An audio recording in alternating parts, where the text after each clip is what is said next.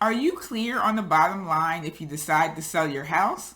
Stay tuned as I break down the net proceeds for sellers.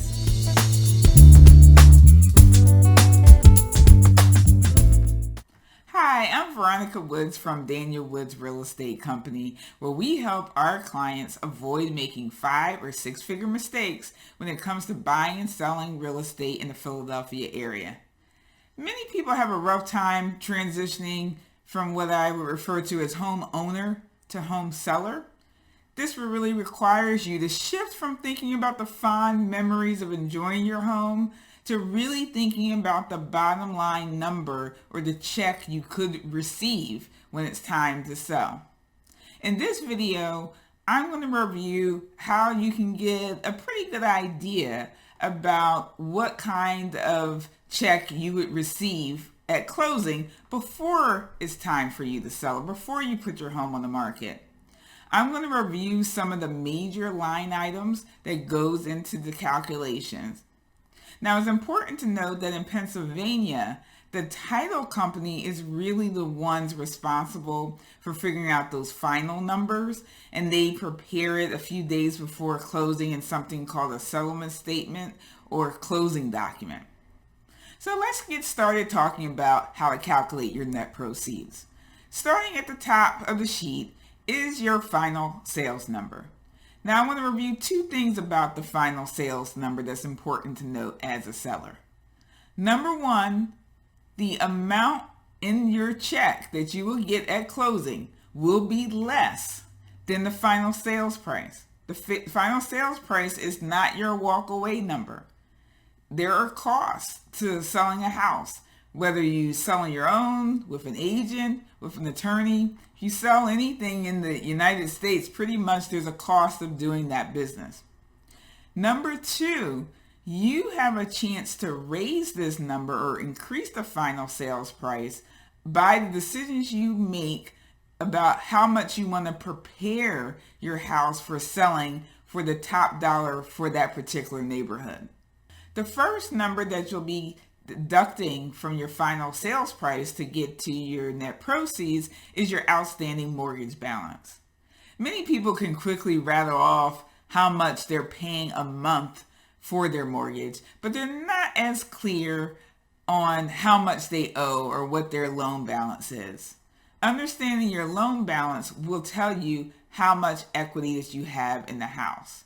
If you owe more than you think your final potential sales price would be, it gets tricky, to be honest with you. There are still options, but it definitely gets tricky. So that's why you will want to be on top of or want to understand what your loan balance is sooner rather than later if you're thinking about selling your house. The next thing the title company will deduct would be any other outstanding liens. What I see most commonly are back real estate taxes. So as a part of the settlement process, we'll verify any outstanding taxes, and those items that show up must be settled at closing. So in the event there's some dispute with any outstanding bill or taxes, the title company will hold an escrow. They're not going to pay you. So again, by the sale of the house, any other outstanding liens must be settled. Now, I have run across some clients who maybe inherited a property or they bought a property and didn't run a full title search. If that's the case, I always recommend that they run their own title search before they even put their house on the market. You don't want to be surprised by a claim that's going to pop up and then be required to satisfy that before closing. Because if the new buyer wants clear title, the title company will look for proof that any outstanding liens have been settled. Next, let's talk about the cost of hiring a real estate broker to market your home and to find a willing and able buyer. Every year, the National Association of Realtors publish stats that show that you can increase the odds of getting the highest possible final sales price and walk away with more money if you hire a real estate agent to help you sell your property. Yes, you can cut expenses by selling it on your own. But I think it's important to understand the trade-offs that you're making. One, only you can value your time and the time spent selling your house versus doing other things in your full-time job. Second, you'll have to really understand the impact of not having an expert by your side that can really advise you on how to get top dollar. It's important to know what you're paying for when you're hiring a real estate agent. So you're paying for strategic advice on pricing and positioning your home. You're also paying for someone that can create and execute a marketing plan effectively.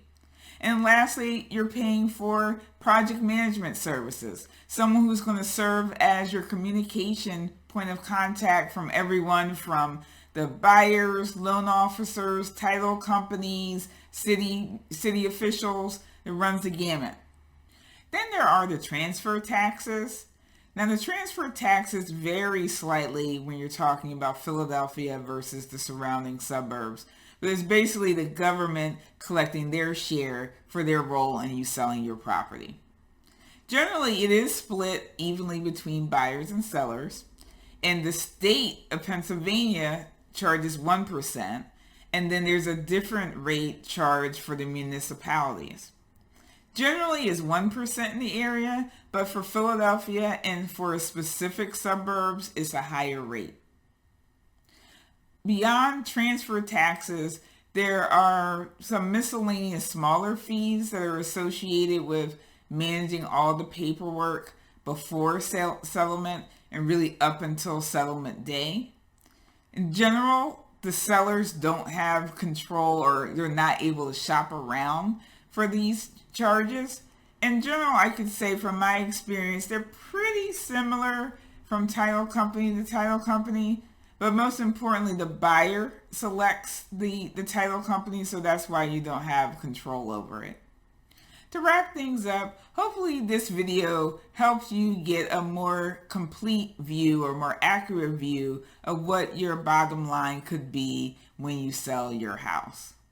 Ultimately, your goal or your objective is to try to maximize that final sales price so that you can walk away with more money at the end of the day.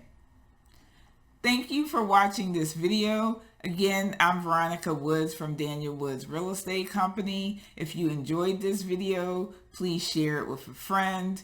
If you're watching this on YouTube, please remember to click the subscribe and the notify bell in the corner of this video so you'll be notified immediately when I publish another video on my YouTube Real Estate Wisdom channel.